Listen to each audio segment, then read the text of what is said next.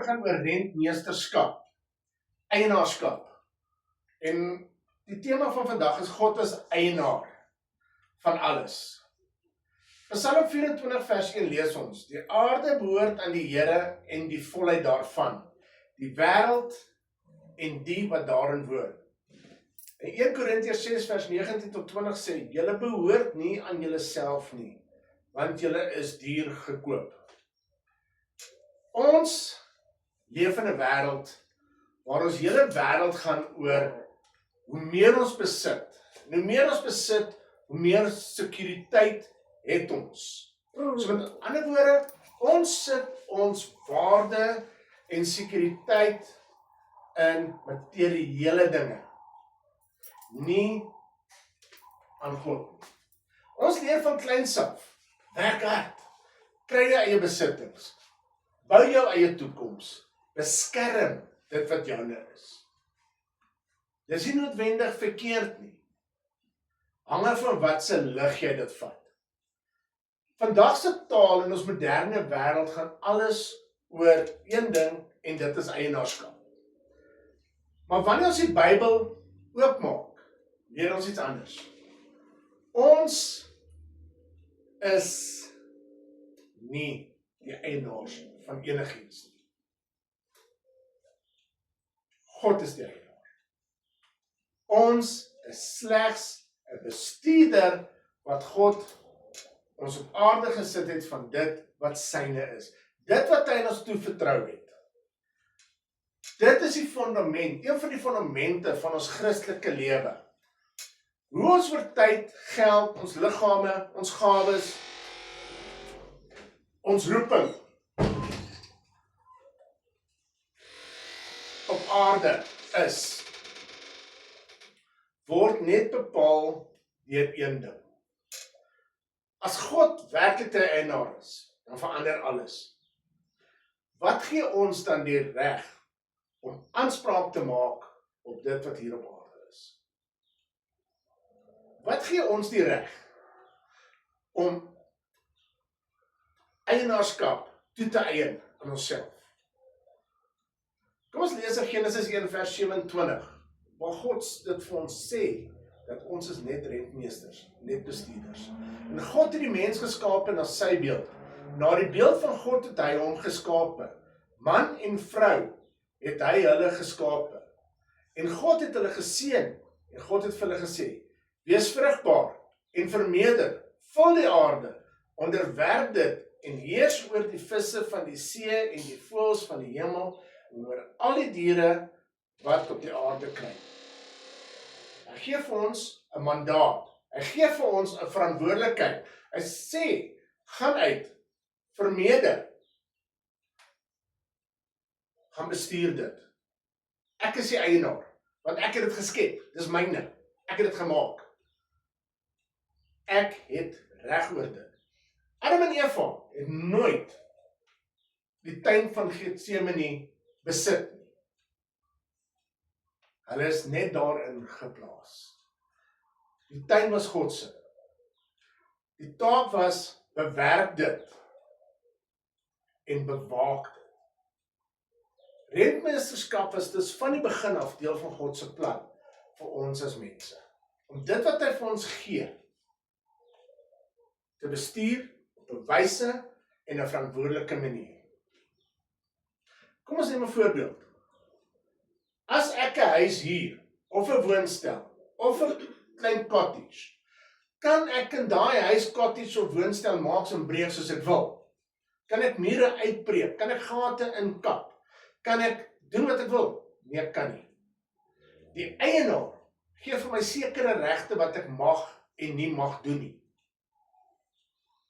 So ek kan nie net daai perseel of enigiets wat ek huur net gaan verkoop nie, want dit behoort aan iemand anders. Die karre wat ons ry op huur koop, behoort aan iemand anders.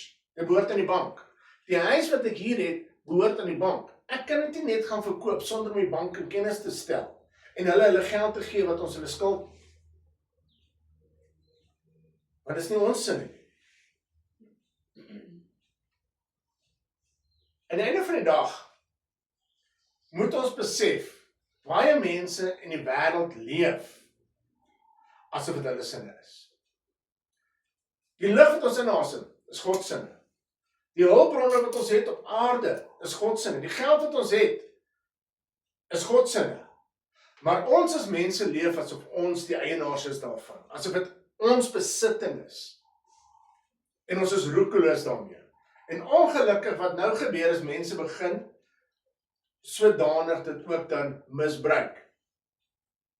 1 Korintiërs 6 vers 19 vers 20 is die volgende ding wat God sê, hy is die eienaar van my lewe, van julle lewe, want hy het ons verlos. 1 Korintiërs 6 vers 29 sê, julle behoort nie julle self nie, want julle is duur gekoop. Julle is gekoop. Die eienaarskap het verander van 'n sondige wêreld af na God se eienaarskap toe. Dit raak persoonlik. Nou raak dit persoonlik vir God.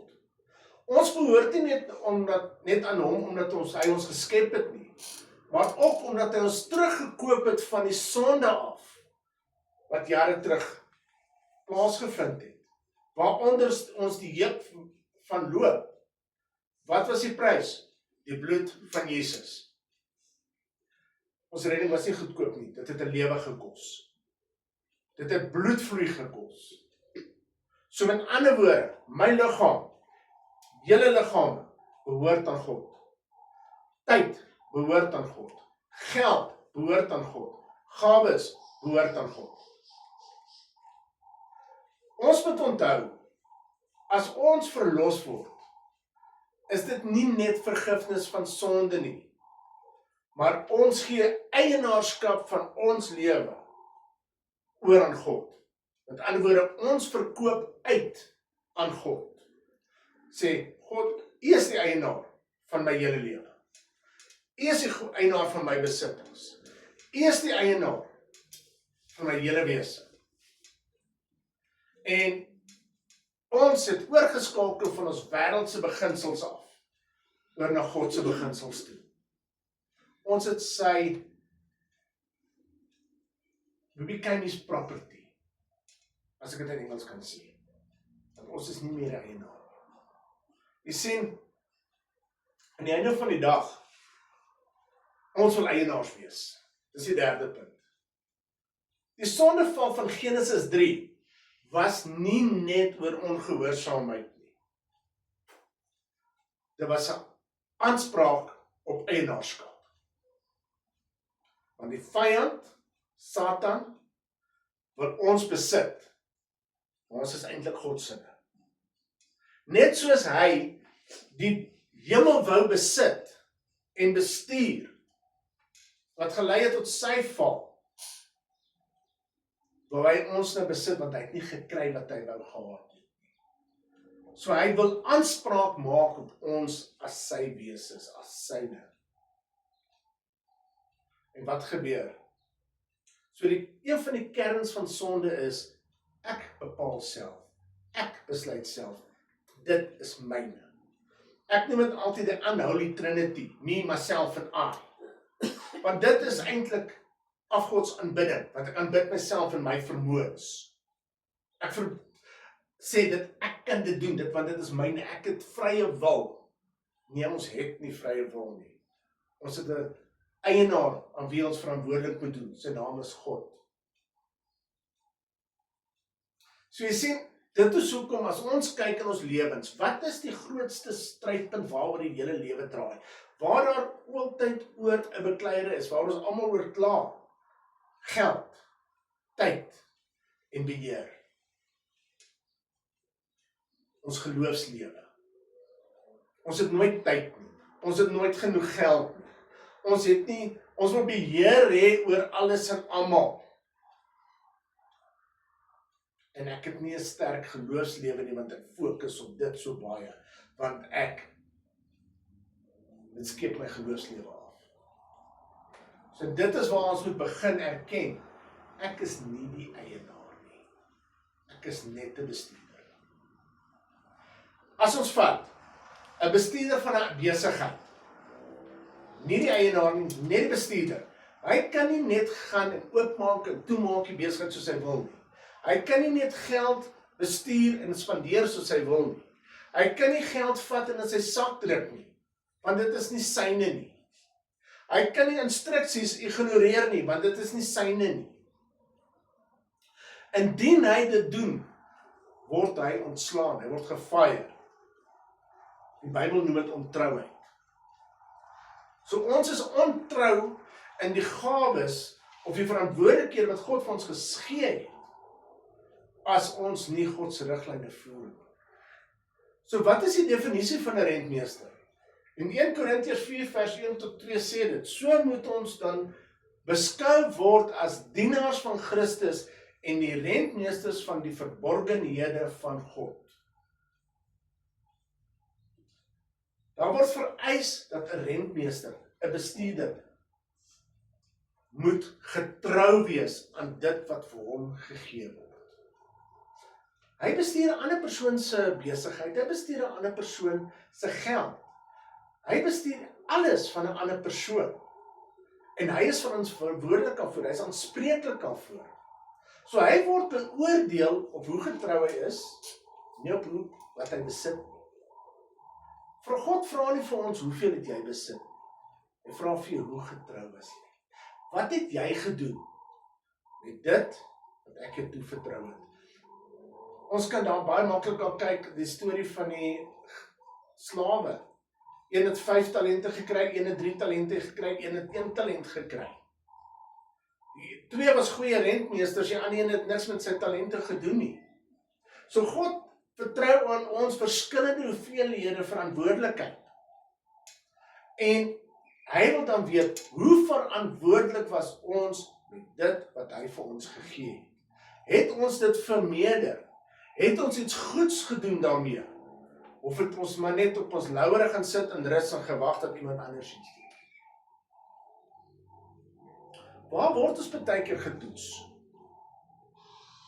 Ons geld. Jesus praat nie net oor geld as, of laat ek het so stel, God praat meer, of Jesus praat meer oor geld in die Bybel, as baie van die ander onderwerpe. Want geld raak ons harte. Geld raak ons lewe. Maar dan moet ons begin besef, as God die eienaar is van geld, van ons besittings, en ons kan dit so sien, dan is om te gee nie 'n verlies nie. Om 'n 10de te gee is nie 'n straf nie, want ons is vrywillig. As ons iemand moet help in 'n nood, dis God se wat ons eintlik net mee deel.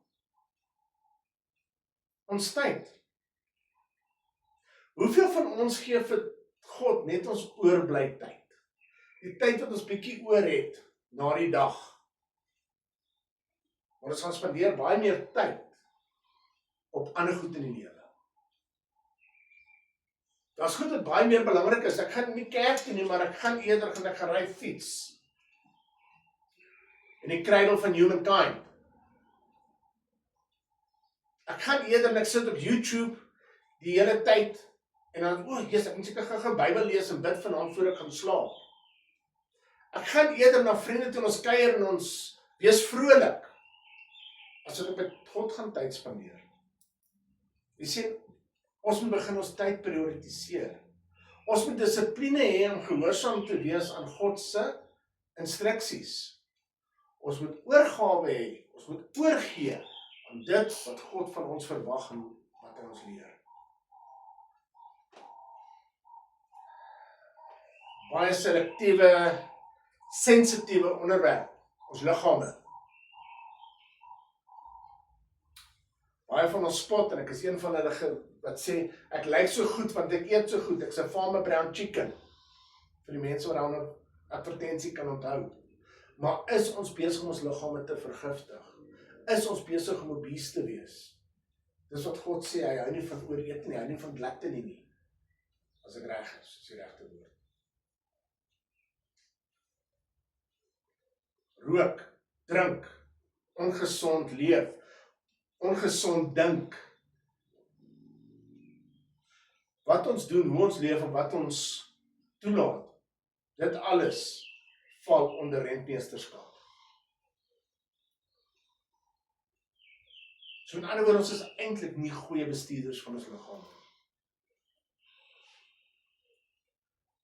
Nou gaan ek 'n baie snaakse paradoks stel. Wat is dit om vry te wees?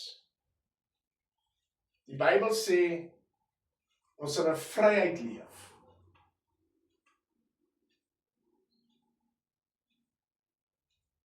Maar wat gebeur as ek alles vir God oorgee? My tyd, my eetgewoontes, my liggaam, my finansies, my gedagtes. Jy sien, wanneer ek eienaarskap teruggee aan God, word ek regtig vry. Want jy sien, ek hoef nie te worry oor daai goed nie. Maar solank ek probeer vashou, as ek beheer, leef ek in vrees van wat gaan gebeur met my geld. Iemand het eendag vir my gesê, die grootste vrees van 'n ryk man is van wie gaan my geld steel. Dis 'n baie groot en ryk besigheidsman gewees. Jy sien, wanneer ek begin erken, Here, alles behoort aan U, dan kom ek in 'n rus, dan kom 'n vrede in my. Want ek hoef nie te worry wat die hele tyd verkeerd gaan nie. Want dis God se geld. Dis eintlik sy probleem as ek dit voor hom hand sit en ek sê, God se eienaar is 'n bestuurder van die besigheid, is ek besig, mense is besig om in te breek hier, so ons het nodig om iets te doen omtrent. Maar dan gee God ook vir ons gereedskap, hoe om daarmee te werk, wat op 'n ander dag sal bespreek word. Jy sien, ek is besig om vry te word van die druk, van om die hele tyd te vergader, om die hele tyd beheer te wil hê, om die hele tyd te wil sê, weet jy wat, ek het 'n probleem, wat gaan daarmee gebeur? Kom ons neem 'n maklike voorbeeld. Ons almal hier was ouers, of is ouers, of ek is nie een persoon wat nog nooit 'n ouer was nie, 2. Maar as ons daarna kyk, toe julle was kinders, toe jou pa en jou ma vir jou gesorg het, you didn't have the care in the world. Wat sy mooi gesegde? Weet jy wat, het het baie beter gegaan toe my pa vir my gesorg het. Nou vra ek vir jou, hoekom wil jy nou nog probeer om alles te sorg, want jy het 'n pa wat vir jou wil sorg? Jy wil beheer hê. Jy wil nie 'n pa die geleentheid gee, ons hemelse Vader, om beheer te vat en vir jou te sorg. Ons hoef nie in vrees te leef, as ons vir God toelaat, om beheer te neem oor alles wat ons besit en wat ons het. Ons moet vandag eerlik vir God wees. En onsself die vraag afvra, is God werklik die eienaar van my lewe en my besittings? Is ek regtig net 'n bestuurder aan dit wat aan my toevertrou is? Of sien ek as myself as die eienaar? Bestuur ek net sekere areas van God? So goed, is dit vir dit wat hy in my lewe toevertrou het? Of gee ek sekere goed net vir hom en ek wil die ander deel hou? Of gee ek vir hom alles? Waaraan hou ek vas? Hoeveel tyd gee ek vir hom?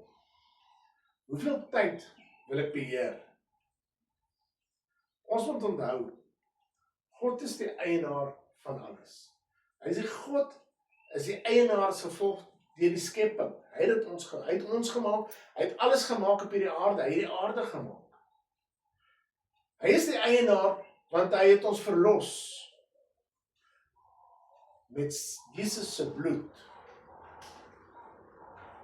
Ons is net bestuurders, rentmeesters, nie die eienaars. En ons moet dit onthou. Laat ons vra, Here, as alles wat ek is en het, behoort aan U. Gebruik dit tot U eer en verander my gedagtes. Kom ons sluit ons voor. Almagtige Here God en Vader, ek dink dit sal reg wees om te kom en eerstens te vra, Here, vergewe ons ons skulde. Vergewe ons sonde waar ons as alles aan onsself wil toeskryf en eienaarskap wil vat vir dit wat nie regtig aan ons behoort nie. Here, ons is net bestuurders van dit wat vir U op aarde is, wat U vir ons gegee het. Ons is net bestuurders wat U vir ons verantwoordelikheid voorgee. Here, en ek bid vandag dat U ons leer hoe om verantwoordelike bestuurders te wees vir dit wat U vir ons gegee het. Het sy 'n besigheid, het sy geld, het sy 'n kar, het sy 'n huis, het sy 'n familie. Here, want dis ook 'n rentmeesterskap. As mans lê dit op ons skouers dat U het ons 'n verantwoordelikheid gegee om verantwoordelik op te tree teenoor hulle. En ons val so baie. Ons hoor dit elke dag.